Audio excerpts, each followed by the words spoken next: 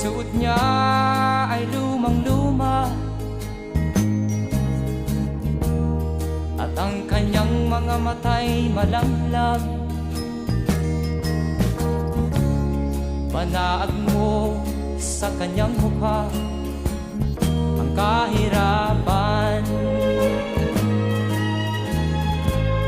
Maghapon siya sa mga daan, nanghihingi ng konting tulong, at madalas niyo siyang hamakin at libakin.